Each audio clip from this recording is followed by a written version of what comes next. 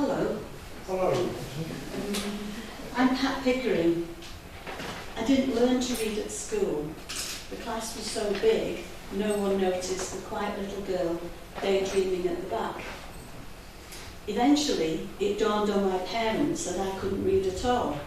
So my father took 2 long bus rides across the city to a shop that sold educational textbooks. He taught me to read, despite being a minor who left school aged 12. And then he took me to the public library each week, where I borrowed all sorts of books, from sci-fi to classics. Now I enjoy reading all fiction. Agatha Christie, Hilary Mantel and Barbara Pym are favourite authors. I read a lot of history books, and I'm interested in medieval history and archaeology. I spend most of my time, these days, growing vegetables, fruit and flowers, and wanted to do some other creative pastime.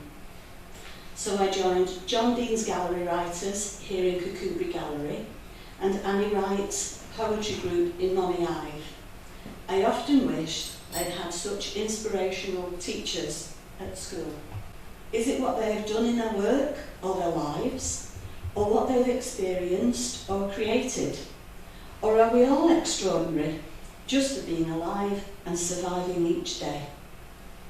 The short story I'm about to read was inspired by an exhibit in Dumfries Museum, and its title is Penny and Bob. Auntie Penny and Uncle Bob were an ordinary, long-married and devoted couple.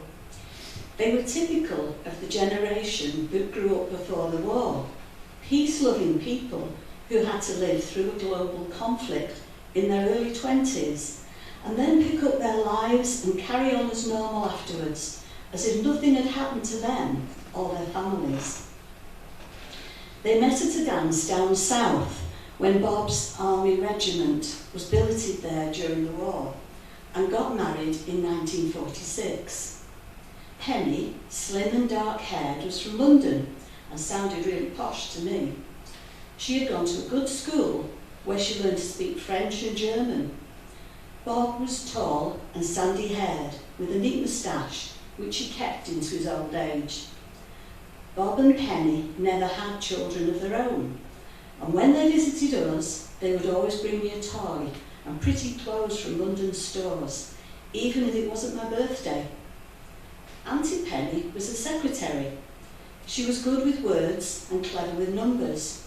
She always showed an interest in my schoolwork, and when I struggled with maths in my teens, she gave me useful mathematical hints that really helped. She also sent me cryptic crosswords written in sloping handwriting, with the answers, thank goodness, that she said would help me with my English. I still love crosswords to this day. Bob trained as a farm factor just before the war and carried on in estate management afterwards. They eventually retired to Uncle Bob's native Kirkcudbrightshire, saying they chose it because it was a nice, unhurried, out-of-the-way place. Here they lived a quiet life in an old Galloway cottage. Penny joined the local rural and embroidered and gardened. Bob bought a tiny old sailing boat that he spent all his time working on and taking out on the River Dee estuary. When I moved here with my husband and son, Auntie Penny had already passed away, but Bob would sometimes take us out on the boat for the day. He loved showing our teenager how to sail and encouraged him when he decided to join the Royal Navy. Uncle Bob always said, stick to the sea or the air if you must, but avoid the land. When Bob passed away, I was his executor and had the sad task of cleaning the cottage.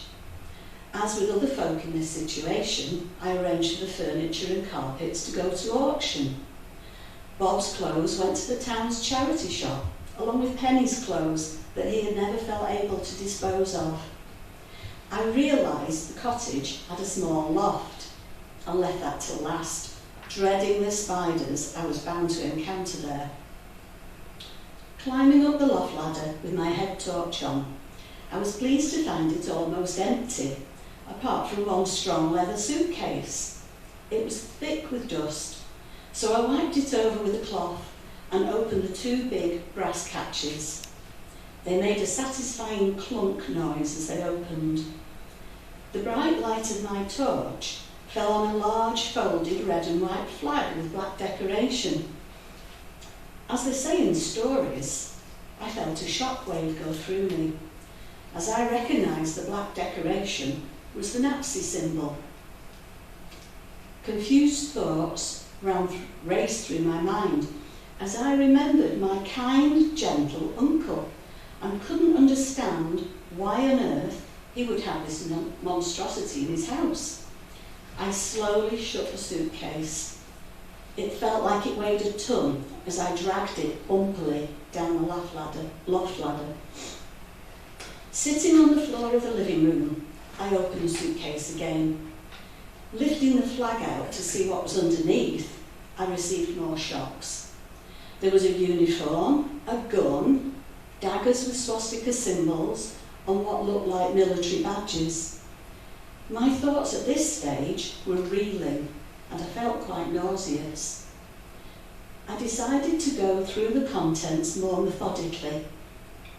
A soldier's services pay book, large-scale maps of France showing Paris and the River Seine, with railways marked in red, a miniature compass disguised as a button, and German banknotes. Who was this man? I really was horrified and began to suspect all kinds of bad things. Then I came across a Rennie and Hodge reporter's notebook containing close-written Pitman shorthand. Glad I learnt shorthand at college, I began reading. I landed under cover of darkness with a carrier pigeon strapped to my chest. It was BoB's war diary. When I came to the telegram, addressed to Captain Robert Mackenzie, I understood. It read, "You have been awarded the Military Cross.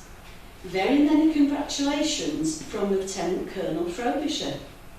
Attached to it was a letter from Buckingham Palace and signed George R.I.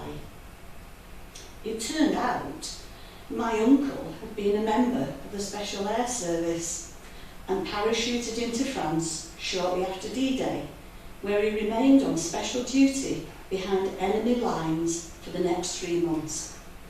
He sabotaged German communications and destroyed railway lines, working with the French resistance and French underground. Then he took part in the advance into Germany across the Rhine frontier, before finally participating in Operation Doomsday. BoB's diary gave a vivid account of his war experiences and the danger of discovery or betrayal that threatened him. The flag and knives and badges were his war souvenirs. His uniform, army ID tags, maroon SAS beret, and membership card of the SAS Regimental Association all smelt of mothballs.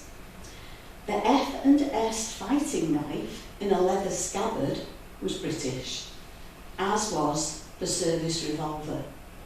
I tried not to imagine what he had had to do with them.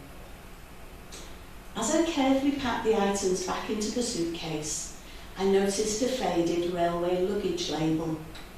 The handwritten destination was in a familiar sloping hand. It read, "Miss Penelope Brown, care of Bletchley Park, Bletchley Railway Station, books."